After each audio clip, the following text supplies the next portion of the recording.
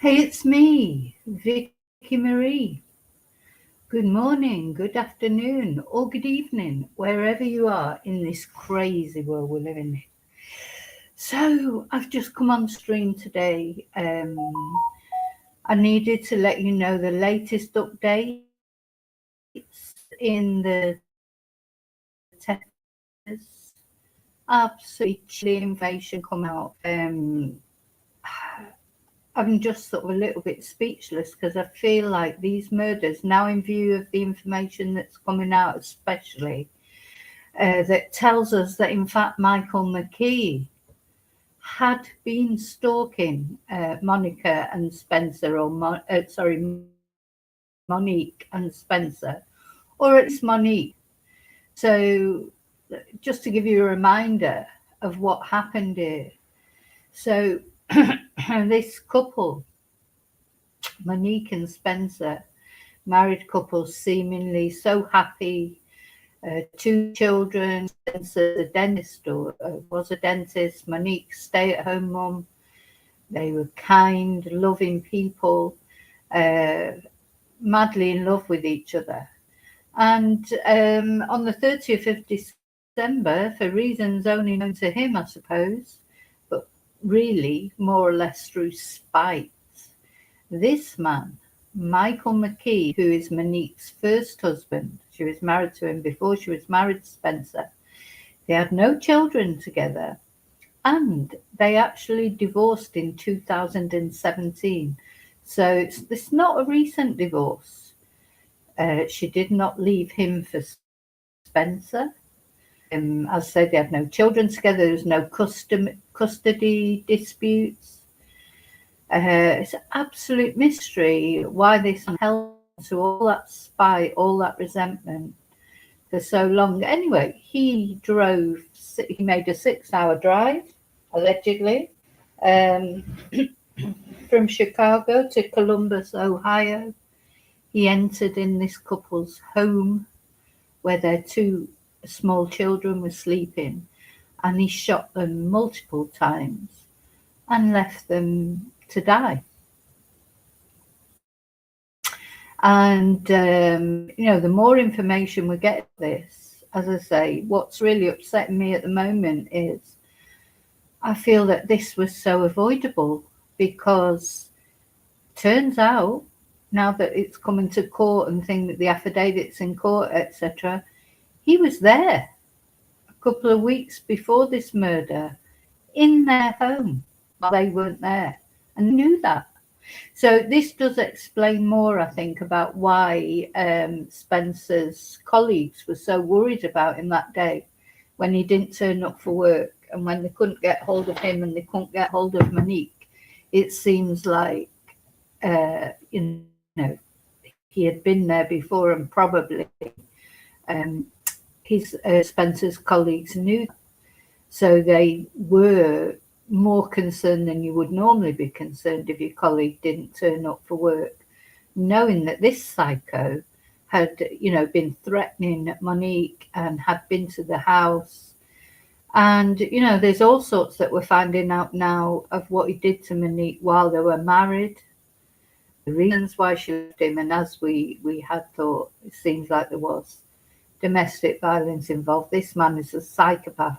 And I just want to remind you, before I come and say hello to people and say my thank yous before I get started properly, let's just remember when we watched the video of the girl that he dated, saying what a nice man he was. He was so nice. He was courteous. He was all those things. These people, they hide in plain sight.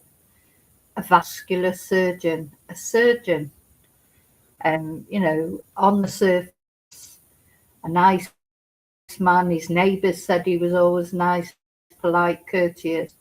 And he's simmering with hate and resentment for Monique because she didn't want him. Apparently he said, "Will always be my wife." And apparently he said to her, "I'll find out where you are. I'll buy the house next door to you." This is the man that we're talking about here. So anyway, we're going to talk about all that in detail. First of all, I just want to say thank you to everybody, as always. Thank you for watching. Thank you for liking. Thank you for subscribing. Very special thank you to my members, of course. We've got members live every Thursday. What else did I want to? Oh yeah, thank you to, I'm saving up for a new computer because my computer blew up, and a lot of you bought me Ko-fis, PayPals, etc. Thank you. What else did I want to say? Thank you to those of you who sent me emails or messages suggesting cases as well. Just thank you for any positive input on my channel. I appreciate it so much. I can't thank you enough, basically. So thank you. So now I'm going to say hello to my lovely lurkers. Thank you for watching, the lovely lurkers. You're the people you like to watch the lives, but perhaps don't like to join in the chat. I also want to say hello to replay crew, the people who miss the lives but watch on replay. And now I'm going to come into the chat and say hello to those of you who are brave enough to venture into the chat. So let's take the banner off. Have I done it yet? I hope you're all well, by the way. Just a little bit of waffle. I'm not going to waffle a lot today, but a little tiny bit just to let you know the temperature is warming up a little bit here in Spain. For those of you who don't know, I'm based in Spain, in Europe, and we've had terrible weather. It's been freezing cold and windy and rainy. I think we've got another storm to come yet, and then hopefully we'll be back to more settled weather. I hope the weather's good where you are. I want to say, I know for my American viewers, you've had terrible weather, haven't you? So, or in certain parts anyway of America. Hope you're all safe. And then, of course, in Australia, it's the other extreme. It's very hot because it's your summer. So I hope you're keeping cool. And wherever you are, if you've got any sort of extreme of weather, which it seems to be all extreme everywhere, one way or another, doesn't it? Just stay safe. Okay, so let's see who's in the chat. Oh, there's a few of you here because it's quite early in the morning here in Spain. But with my live streams, if I don't do them early, it's so difficult later on because life just gets in the way. So if normally I can manage to, plan one and do it very early in the morning. So. And I know it works for some of you, depending on where you are in this crazy world. But anyway, I'm on my second of the morning. I'm just coming round. Says joking. Hey, Daniel, happy Tuesday. Gosh, hi, Bluebell. Good morning or good evening to you. Hi, Bumblebee. Oh, Princess, nice to see you here. Hope you're well. Hi, Queen Kate, nice to see you. Hope you're well too. Hope you're all well. Yeah, I'm good. Oh, are you in Tarifa, Bumblebee? Oh, well, it's always windy there, isn't it? I have been to Tarifa years ago. A friend of mine who liked, because you do have a lot of wind sports there, don't you? Because it's a windy place. her husband, he liked paragliding or whatever. So yeah. So it's windy at the best of times, isn't it, in Tarifa? So I can imagine it must be because it's been windy here. So Bluebell, 41 degrees yesterday. Oh, so hot you lost power and phone lines. Oh my God. Well, it was very windy here yesterday, but it wasn't that bad. It wasn't that bad. That's the other thing. It's been really windy. When it's windy, my internet is up and down. So anyway, it's calm at the moment. So hopefully there should be no problems. We should be okay. So obviously, because it's, nearly 7:45 in the morning here in Spain. Early morning maybe is the best way to do lives, just the way things work out here. So, what do you think about this? I mean, honestly, it made my heart sink when I read this that he'd actually been in the house before. This monster had been in this couple's house before, only a couple of weeks earlier. So, it's given me this horrible sinking feeling that this could have been avoided, I would presume they had gone to the police to tell the police that he'd been in their house before. I mean, I don't know, or how did they deal with it? That I suppose we'll find out as we go along. But I thought they'd actually been there in the house. So there was a warning, you know, there were red flags in this case. It wasn't that he just suddenly appeared out of the blue and walked in there and shot them. He had been, they'd seen him, I think, on the security. Anyway, that's what we're going to talk about. So now he's been assigned a lawyer, or he's hired a lawyer. I'm not sure which one. Let's see.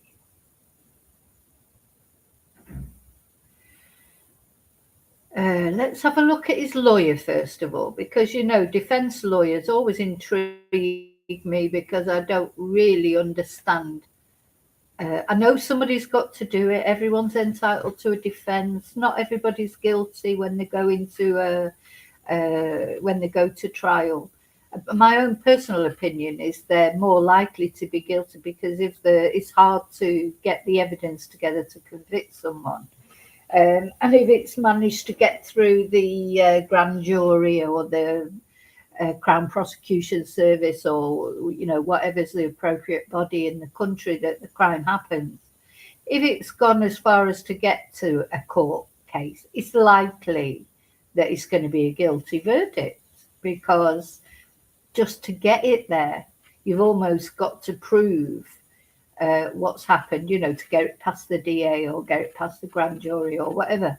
So, you know, defense lawyers, they are an enigma, aren't they, really? Because you just think, God, how could they do it? Because they sit next to and rub shoulders with the most evil people. You know, think of Ted Bundy's well, he ended up doing his own defense lawyer, didn't he? Brian Koberger, Stefan Stearns, all these real monsters that do terrible things. And you've got to sit next to them. And often they're women, aren't they? The defense lawyers are often women. And if you've got to sit next to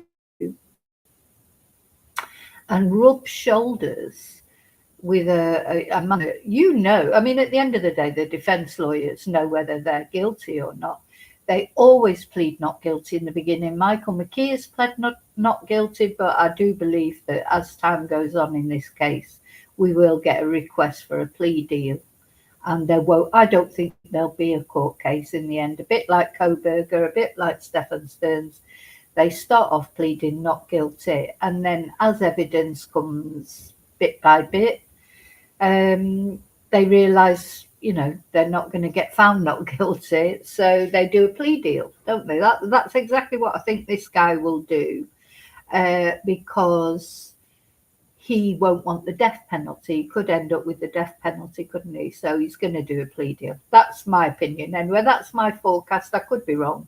But, you know, there's so much evidence against him.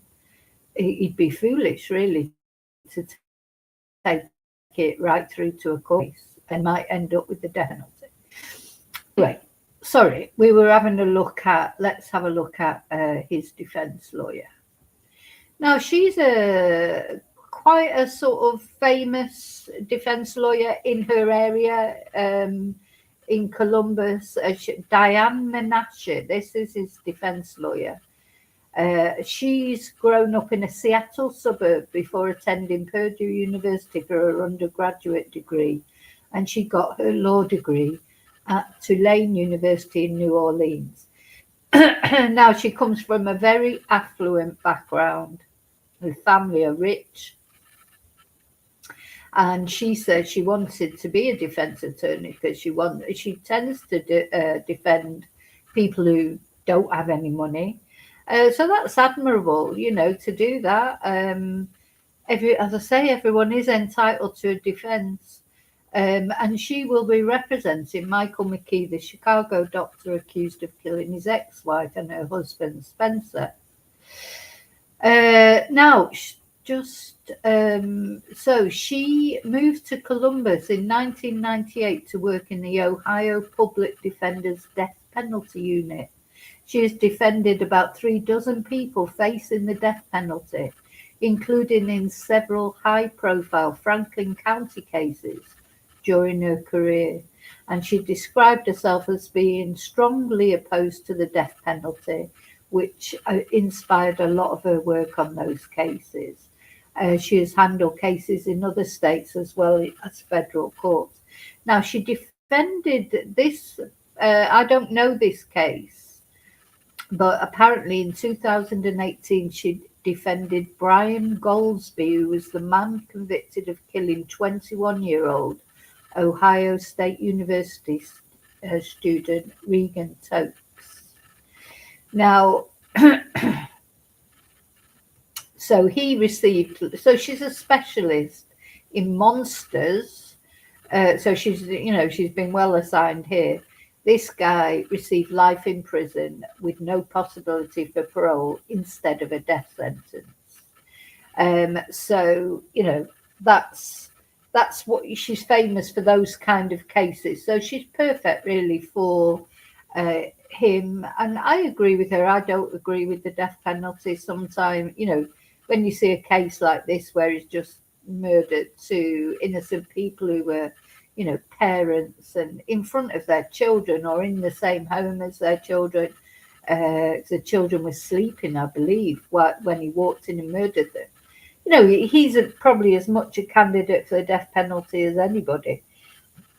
But yeah, basically, you either believe in the death penalty or you don't. And I can't say that I do. So I agree with her with that. And that is exactly what I think she will do in this case. It will end up life without parole and the death penalty taken off the table. Or that's what I think anyway. So that's who's defending him. That's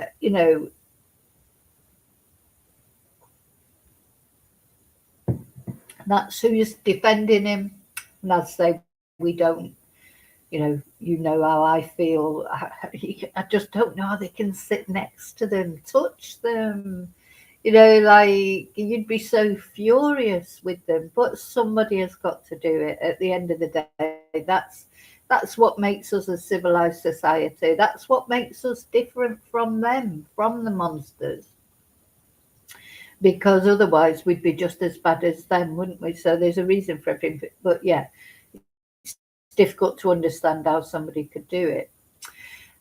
So that's her. So I just want to show you that first. Now I'm going to tell you about all these details that are coming out of apparently during their marriage, Michael and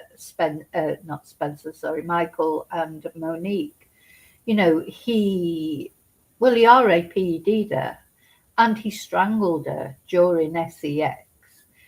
So that now we're starting to get a bit more of an idea why she left him.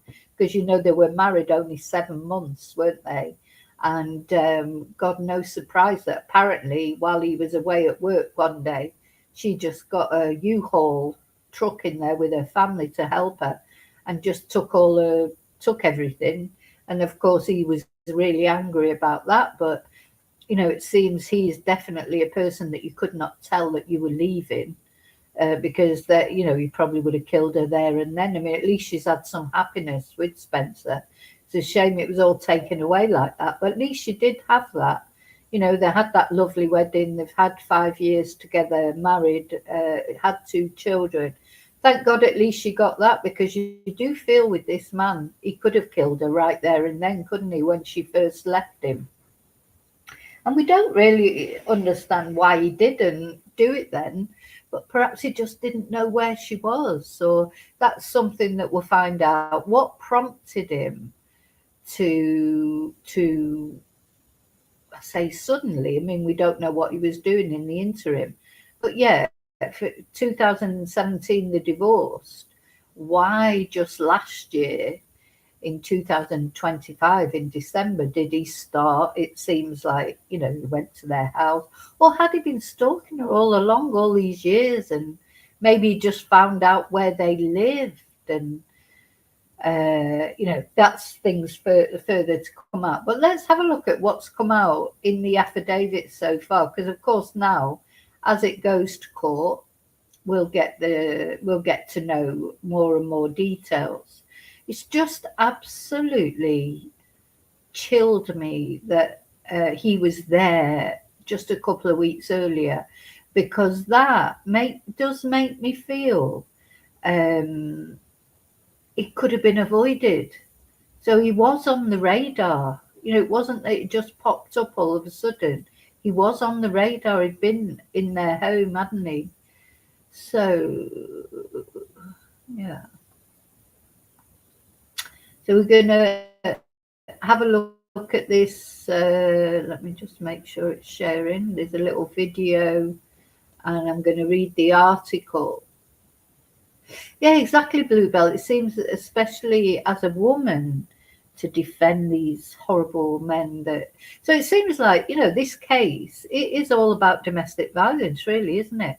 It's like revenge killing. But really, it's rooted in domestic violence. We just have a look at the video. Call your first case, please. Good afternoon, Your Honor. Stephen Schott, Dan Levitt, Shayla Faber for the state. First case before the court, State of Ohio versus Michael Mckee. It's 26 CR 253. There are 5 counts. 4 counts of aggravated murder, unclassified felonies, 1 count of aggravated burglary, felony 1. Each of these counts come with a 3 and a 6-year firearm specification. Thank you. Counsel, please make your appearance. Thank you, Your Honor. Diane Moniqe on behalf of Michael Mckee. Thank you. Your Honor, with respect to the allegations, we would acknowledge receipt, waive reading, enter not guilty pleas to all counts contained therein. We would also waive bond at this time, although we certainly reserve the right to raise that at a later. So we're pleading not guilty, and they're waiving the bond. So they're not. He's not asking for bond. So, well, he wouldn't get it anyway, or he'd get it be priced so high that he wouldn't be able to afford it. Look at him. He's just chilling, isn't he? He's stone faced. There's no emotion.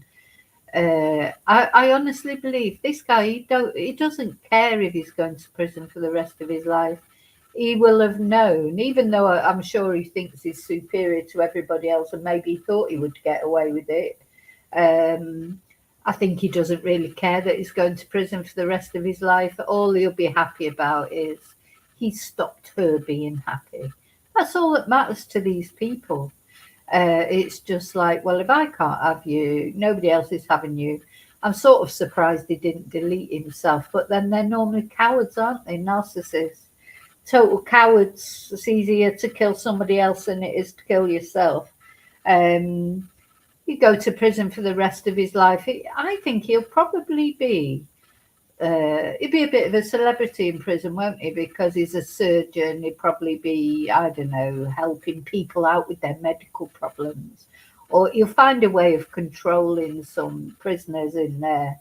You know, I think narcissists, people like him, they'll always find a way of exerting power. And prison, you know, going into prison, there'll always be more vulnerable people in there that you'll be able to bend to your will. You know, a lot of sadists and narcissists, etc., they do quite well in prison, really. You know, he doesn't care, does he? He doesn't look as if he cares. He doesn't look remorseful. All that will be going through this man's head at the moment is, thank God they're not together. Well, he doesn't know they're not there. Hopefully they are together in the other world, in the next world.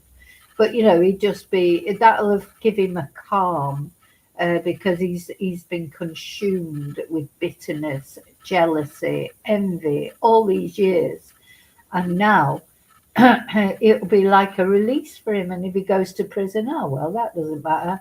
He didn't have much of a life anyway, did he? I mean, he had a good life in the sense he had a good career, etc. But he couldn't, you know, move on. So he's probably just thinking, oh, well, I'm going to prison, but at least they're not together. I don't have to worry about them being happy anymore. You know, and the only redeeming thing whatsoever about this horrible man is he didn't shoot the children or the dog. You know, it's like, I'm surprised he didn't really, because of course the children are living images of their parents, like, you know, they're a celebration of their parents' love. And I'm surprised he didn't kill the children, to be honest, because a man like that, you wouldn't think he would think twice about killing children. Those children were an expression of the love between Monique and Spencer. So he didn't. He drew the line there at least. But he just wanted to make sure Monique could never be happy again. Just couldn't bear that she was happy without him. Just a horrible man. Look at his face. God. Date, the plea of not guilty form has been executed and signed on behalf of my client. Nothing further. Thank you, counsel. I've signed the not guilty plea. I'm signing the bond form indicating that bond has been waived. Anything further? No, Your Honor. Thank you. Thank you, Judge. Thank you. Next case, please. Let's go to the first case, please. Good afternoon, Your Honor. Stephen Schott, Dan Levitt, Shayla Faber for the state. First case before the court, State of Ohio versus Michael Mckee. It's 26 CR 253. There are 5 counts. 4 counts of aggravated murder, unclassified felonies, and 1 count of aggravated burglary, felony 1. Each of these counts come with a 3 and a 6-year firearm specification.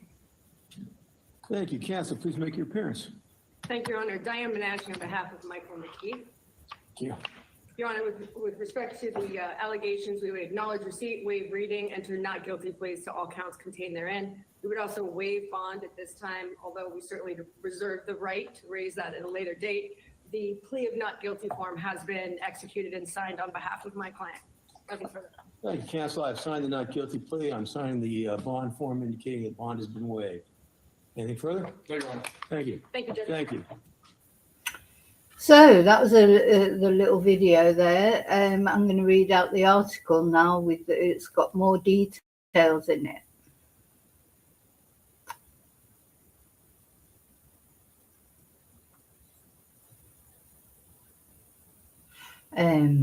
Okay. Oh, yeah. Bumblebee. I know exactly what, you know. Once you've been stalked, I think nobody, unless you have actually been stalked, can understand how it feels. It's a horrible feeling. But anyway. Okay, so they give us a story summary. An unsealed affidavit reveals new details in the investigation into the deaths of a Wineland Park couple. The suspect, Michael Mckee, is accused of fatally shooting his ex-wife, Monique Tepe, and her husband, Spencer. Police used surveillance video of a silver SUV to identify and track Mckee to his workplace in Illinois, and friends told investigators that Mckee had a history of being abusive and threatening towards his ex-wife. So it seems like really from the beginning, probably, Michael Mckee was on the police's radar. So now this is what's just chilling me. It turns out that he visited the couple's Wineland Park home weeks before they were found shot to death, according to newly unsealed court records. So this does make everything make a bit more sense, doesn't it? Because, you know, we said at the time, why were his colleagues so worried about him? You know, if your colleague doesn't turn up for work and they're an hour later, you know, would you really send the police around for a wellness check that quickly? But seems like probably they knew about what had been happening.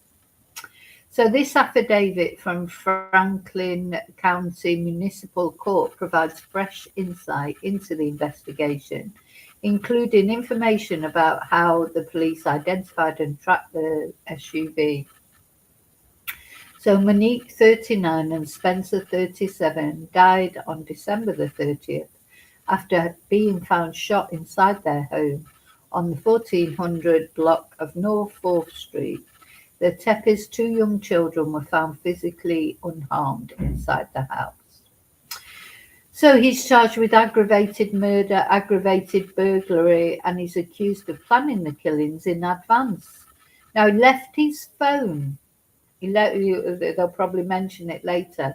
When he went to commit these killings, he left his phone at his own residence or at his work.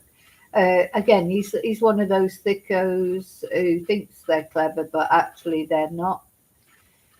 Anyway, he entered a not guilty plea through his attorney during the January 23rd court appearance and is being held without bond in the Franklin County Jail.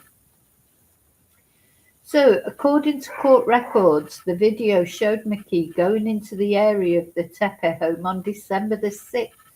So the murders happened on December the 30th. So on December the 6th, he was there at their home. How did he actually get in? Anyway, it showed him going into the area of their home and showed him leaving a few hours later. And the affidavit describes the area Mckee entered as the curtilage, which is legally considered part of a house, but typically thought of as the yard, outdoor buildings, porches, and other similar areas. So it seems like he was casing the joint. And the Tepes were at the Big Ten Championship football game that night, so he'd been watching them. You can never honestly, if any of you are out there going through stalking, however sort of mild or because people talk themselves out of it, I think. You know, it's like, oh no, he'd never do anything, or she'd never do anything, or and that's certainly what happened to me. Even your friends will say to you, oh no, he'd never hurt you, he loves you. Oh yeah. That's why he would hurt you, because he loves you. It's not love, it's obsession, but they call it love, don't they? And if you have any feeling that any of this, that what your ex or anyone, doesn't even have to be your ex at the end of the day, you can be stalked by someone, you know, you just meet in a bar, or, you know, they don't even have to be someone you ever had a relationship with. You know, you have to take it seriously. If you get that feeling, you have to take it seriously, because you're probably right. That's my opinion about it. And you have to do what you can to make yourself safe. Now, I'm sure Monique and Spencer felt safe in their home, the two of them together, with the children sleeping with the dog.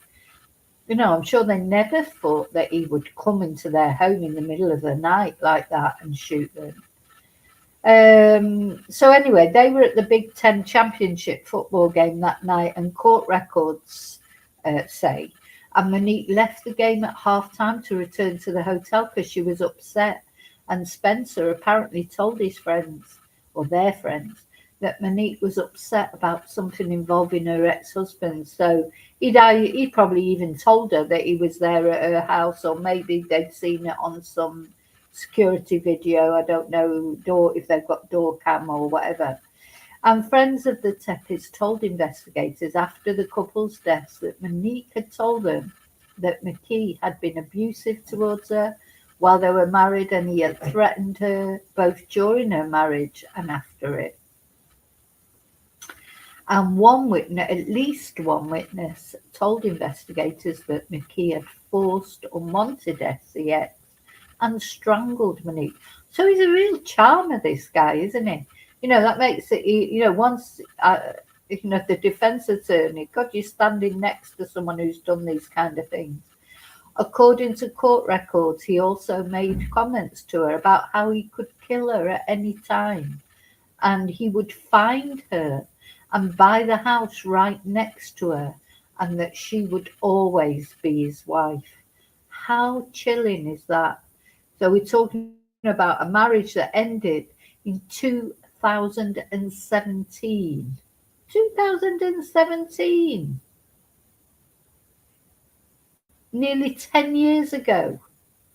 And he still can't move on. And then that girl that he dated, who came, you know, who came and did a video, said what a nice person he was. All his neighbours, oh yeah, he's a lovely guy. Oh yeah, he's always nice. You know, the nicest seeming people often are the most evil, I think. You know, that's one thing I have learned about talking about true crime. And, you know, doing a case like this, it does trigger me because of my experiences, but it also reminds me why I started doing videos about true crime, because of these situations. They're unbearable situations when people are stalked. You just cannot explain how it feels. You know, it can break you because it's terrifying. Anyway, the affidavit also details how Columbus homicide detectives worked to identify a vehicle seen on surveillance footage near the Tepe home before the homicides that happened shortly after. Oh, sorry, that left shortly after.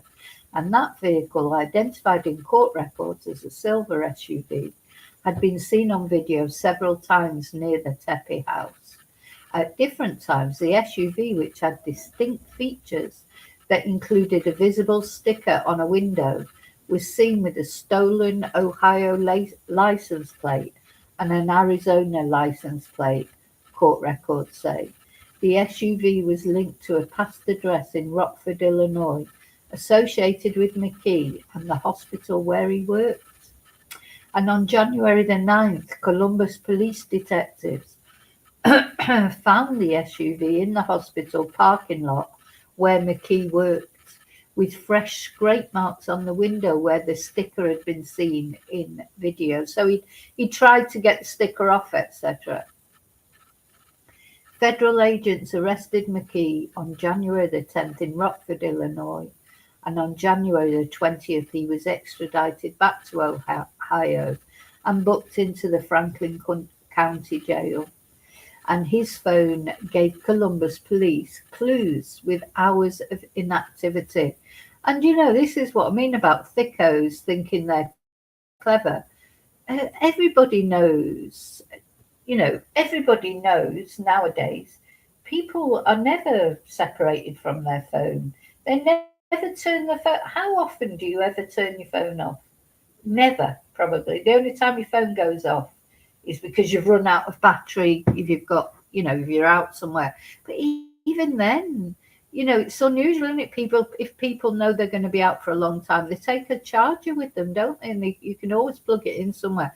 I think it's so rare for someone to run out of battery, even, you know. So as soon as the police look at your phone and see that it was turned off for 17 hours or whatever, that's an immediate red flag, isn't it? What more red flag could you give than have your phone inactive? But I want to put red flags up, the thicko emojis. No, it's ridiculous. Where's my red flag?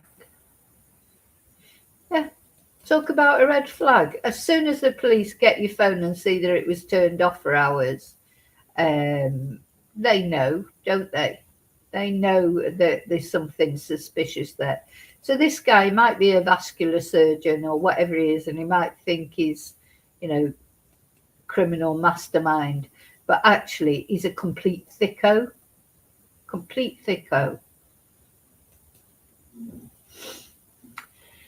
So, yeah. So his phone was left at the hospital, which is about 7-hour drive from the Tepe home in Columbus, and had no activity from December 29th until afternoon on December the 30th.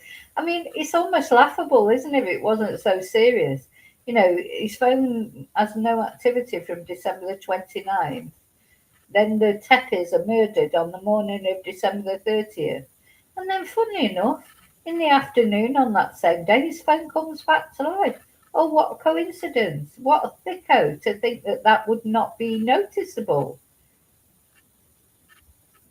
You know, why he would have, I mean, he obviously couldn't take it with him, but he could have done something a bit cleverer with it, I think. I don't know. I mean, I'm not going to be trying to work out how to avoid getting caught for murder, but I just think, you know, I mean, the thing is, he's probably so far up his stalkerish tendencies. He's not thinking straight. I don't know, but he's definitely not as clever as he thinks he is. That's 100% certain. So court records say the police believe the couple was killed around 3:50 a.m. and their bodies were found around 9:40 that morning. Now, how did he get in? We still don't know that. When he went there on the 10th of December, he's obviously having a look around and trying to work out how he could get in. Did he leave a window open, but unobtrusively open? If you know what I mean? I don't know. I suppose you could open it, unlock it, pick the lock and then close it, but make it look as if it had never been opened. I suppose that's something he could have done, is it? But he got in there somehow. Well, and then after his arrest, search warrants were executed at his condo in Chicago. A preliminary ballistics match between a firearm found at the condo and evidence from the crime scene has been established for a national database. So yeah, he left spent cartridges at the murder scene that linked to the murder weapon that was still in, or the alleged murder weapon that was still in his condo. I mean, this guy is as thick as that. You don't get much thicker than that. Anyway, forensic and digital evidence continues to be gathered and analysed in the ongoing investigation. Now, don't forget, he had so much time to dispose of that weapon. He's driven 6 hours home. Why didn't he throw it in a river or, I don't know, he could have hidden it a million different places. So that would have been difficult for the police to find it. But no, he took it home and he had it in his flat along with multiple firearms. Maybe he was thinking of, taking his own life, but when it came to it, he just couldn't do it. That's a possibility, isn't it? Maybe that was what he was thinking of doing, but he's such a coward. He couldn't do that to himself, do everybody a favour and take himself out of this world. No, he wanted to take Moniqe and Spencer out of the world because he didn't want them to be happy. But he couldn't do the whole world a favour and just take himself away somewhere. This is it is complete spite. These sort of crimes, they're the worst because they're so selfish. If he was miserable, do you know what? People go through problems, maybe he was miserable, maybe he was lonely over Christmas, maybe all those things, and you could feel sorry for someone. But not when they take it. You cannot feel sorry for someone who, just because somebody didn't want them, and now we're finding out a good reason why Moniqe didn't want him. I mean, she wanted him when she married him, but after 7 months of him trying to violate her and strangle her, she'd probably had enough. So why didn't he just take himself away? Why did he have to why did he have to take these people away from their children? These parents away from their children. And so, in my opinion, it's not a crime of passion. Couldn't call it a crime of passion after being divorced since 2017, driving 6 hours to go and murder someone. You've got every opportunity to stop and turn around. It's not a psychotic break. It's not any of those things. It is pure spite. It seems to be, to me, it's the worst motive. Just through nastiness. It's like no custody battle, no money involved, no, just pure spite. Why should you be happy when I'm not happy? That's all this comes down to. And it seems like he was probably relentless. Now that's the other thing about stalkers, that they are relentless. They almost can't let go, but definitely needs investigating more, because why do some people stalk and other people don't? So you get other people who get a really bad breakup, who are treated really badly, don't do anything like this. So what is it with ones that do, even though they might not have been treated badly in my experience? I think the worst stalkers are those. Another bit of advice I would give from my own situation is you always try and spare their feelings, because they'll threaten self-deletion, or they'll say this and they'll say that. So you're always trying to spare their feelings. So, in my particular case, I just remember it was like, well, are we definitely finished? And I'd be like, well, look, just give me some space. Let's see how it pans out, asking for space and not wanting to say, yes, it's definitely over. For one, because I wasn't sure, to be honest, I needed to sort my head out. And two, because I was scared that if I said, yes, it's definitely over, they were going to delete themselves, which they threatened to do all the time. In fact, I only left initially for a weekend to go and just stay with my niece to try and, get my head straight. And as I was on the motorway going to London, where my niece lived, I get a phone call from him saying if I don't come back right now, he's taken all these tablets and he's going to kill himself. And I was stuck in traffic on the M4 or one of those M roads, and I had to phone the Samaritans for him. And or did I get my sister to do it? I can't remember. Anyway, the Samaritans actually went round to the house to speak with him. They called an ambulance. Anyway, he wasn't taken to hospital. He refused to go to hospital, but the ambulance people said they couldn't see evidence that he'd actually taken, a dangerous overdose. Anyway, that was the very first day. So that's what they do. The thing is, they're either threatening to do something to themselves or threatening to do something to you. But the likelihood is that they could do both. That's so common. Or even more common, I think, is that they do tend to, unfortunately, kill the person they're stalking. And then when it comes to doing it to themselves, often they can't do it. They make a mess of it, or so yeah. I mean, obviously, if you're in a position to, which luckily for me I was, the best thing to do is just make sure they don't know where you are, because once they know where you are, it is very scary. And they normally, this is what's unusual, I think, about this case, because normally all this happens in the first breakup, and as time goes on, I do think it's less likely that they will do anything as time goes on. And to me, just pray that they meet somebody else, or, I don't know. And probably more times than not, because I don't want to scare people, because but you have to, if scaring you sort of saves your life, well, that's fair enough. They do tend to eventually work through it, don't they? So but just sometimes they don't, so you have to just make every effort to keep yourself safe.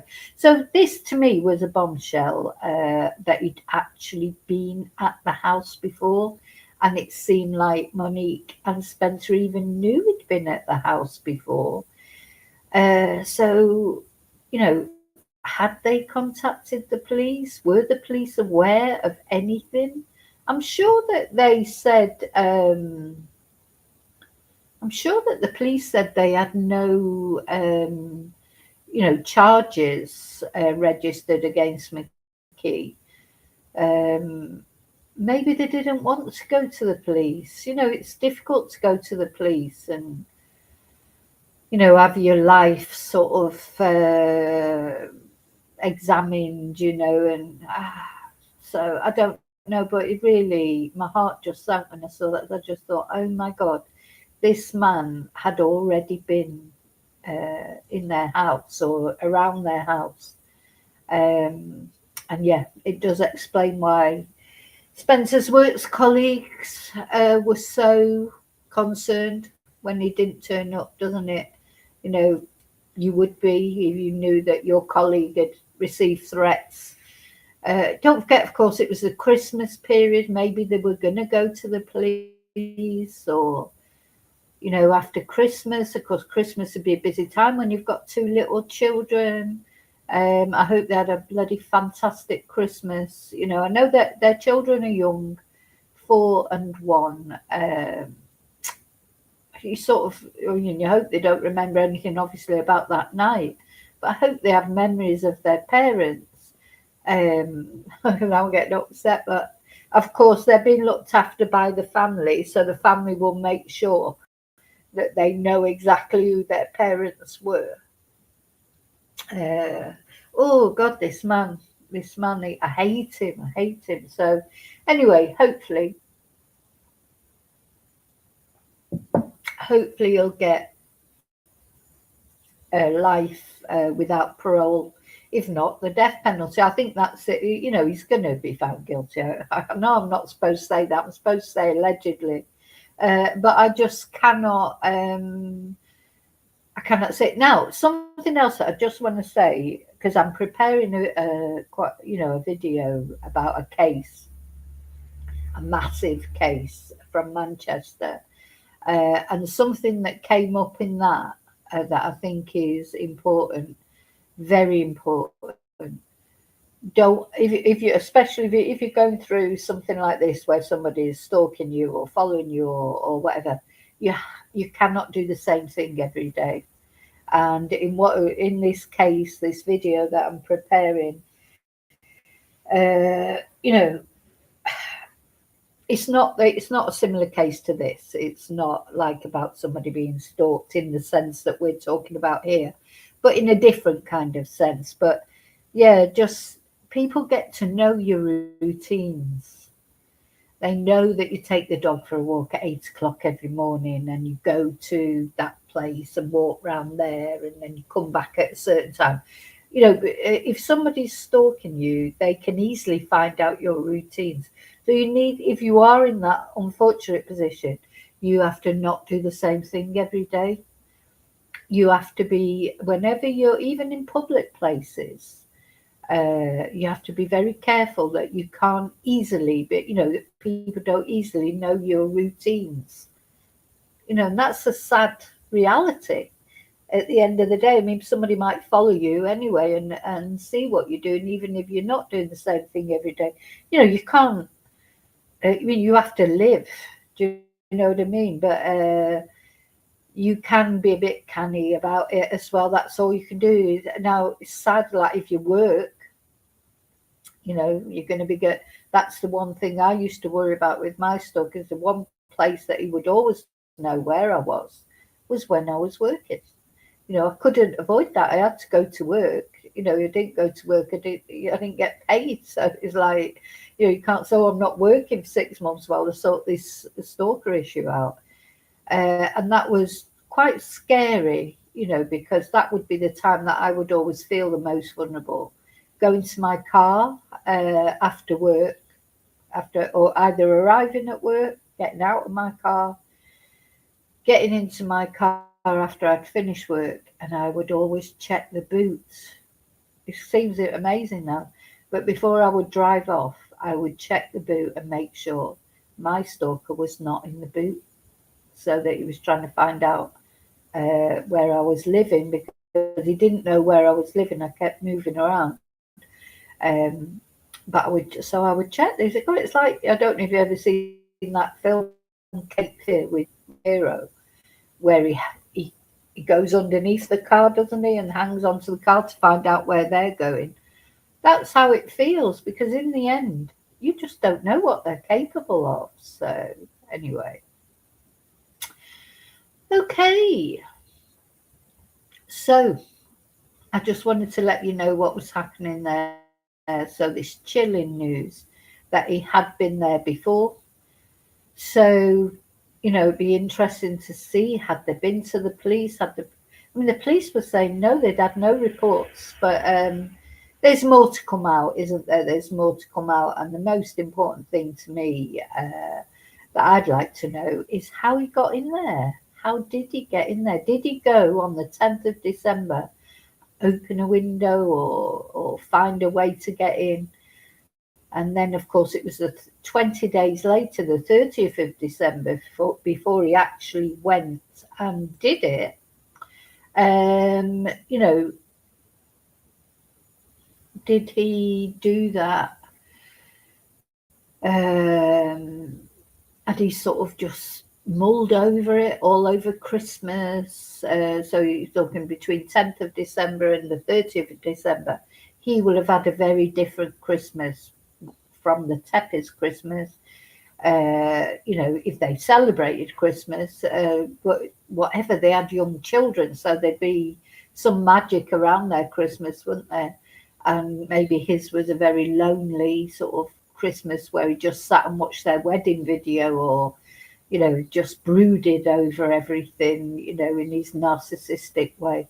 But anyway, he will be fine. He will find, you know, he will get what's coming to him. I am 100% certain that somewhere down the line, as more evidence comes out, he will change his plea to guilty and he'll go for a plea deal to avoid the death penalty. I think that's what he'll do. And I've got like mixed feelings about that, because, you know, that we've seen a few cases lately where they've done that, and it's like a relief, you know, that the family don't have to go through a trial. Like in the Stephen Stearns case particularly, it was a relief that all those videos of Madeline Soto and photos would not be shown around the court, all the abuse videos, etc. But also it leaves you with a very, you know, when they do that, when they take a plea deal and plead guilty, they don't have to explain their actions, do they? They should still have to at least say why they did it. And of course, you know, Stefan, he didn't even plead guilty, did he? He pled no contest, I think. You know, so he's still sort of trying to make out really he didn't do it. You know, and that what makes me angry. God knows how it makes the family. So it's sort of a relief that there hasn't had to be a trial. But also there's a sort of disappointment that he's not been made to atone or even take responsibility for what he's done. Same with Koberger, you know. What was the lead up to it? Why did he decide to do it? You know, they don't. The trouble is when they decide to plead guilty, they don't have to say what happened. So anyway, I do feel this is going to happen in this case, but more things will come out. More things will come out about maybe his, I don't know, what he was looking at on the phone. Why now? You know, I think that's something people want to know, is why after 7 years, even if he had been sort of threatening, what precipitated it to happen now rather than, when Moniqe first left him, or when she got engaged, or even when she got married before they had children. Maybe he didn't know any of those things. Maybe she has been hidden from him for a long time and he's just found out where they are. You know, because they're relentless, these stalkers. They will always try and find out where you are. Anyway, so any other news that comes up, of course, I will let you know, or even, you know, about other cases that we've been following. And as I say, I've got this big video coming out soon. I've just about written the script for it, and it's a case that I knew. It's a very famous Manchester case. I knew about it, but again, once you delve into these cases, oh my God, definitely truth is stranger than fiction. Things that you see on the telly and in films, they're nothing compared to what really happens in real life, are they? That's why we're all fascinated with true crime. And this is a humdinger, like just such a sad case. 4 people deceased and one monster, a Manchester monster. Anyway, okay, I'll see you really soon in the next video. All take care of yourself. Hope this triggered you all too much. Don't forget, don't give out too much information in the chat about yourself, because you're never there watching.